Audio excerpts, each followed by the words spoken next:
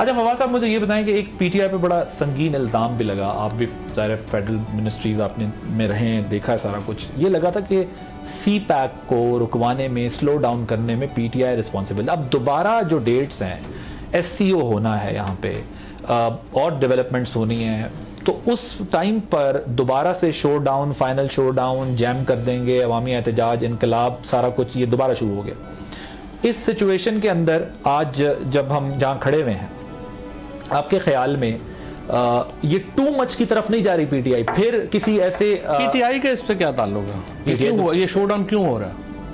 ये show down इसलिए हो रहा है कि हुकूमत एक कॉन्स्टिट्यूशनल अमेंडमेंट ला रही है जिसमें वो फायज इज़्ज़त साहब को 3 साल और देना चाहती है।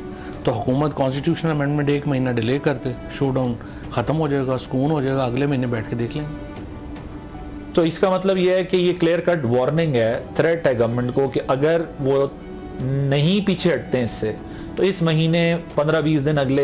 अब तो ज़्यादा टेम्परेचर ऊपर है, आप कैसे ऊपर जाए? बेशक चाइनीज हेड ऑफ स्टेट आए, ये तो हुकूमत ने नॉर्मलाइज करना ना, मैं आप या पीटीआई तो नॉर्मलाइज नहीं कर सकते। बट अगेन वो इल्जाम लगता है ना पीटीआई के ऊपर, इल्जाम तो हुकूमत पे लगाए जिन्होंने चाइनीज प्राइम मिनिस्टर के आने से पहले इतना बड़ा गन डाला है पाकिस्तान के अंदर, एक शख्स के लिए, पूरा आइन बदलने के लिए, एक नया इदारा बनाने के लिए। इल्जाम हुकूमत पे लगता है या पीटीआई पे लगता है? सब्सक्राइब करें और बेल दबाएं ताकि कोई खबर रह न जाए।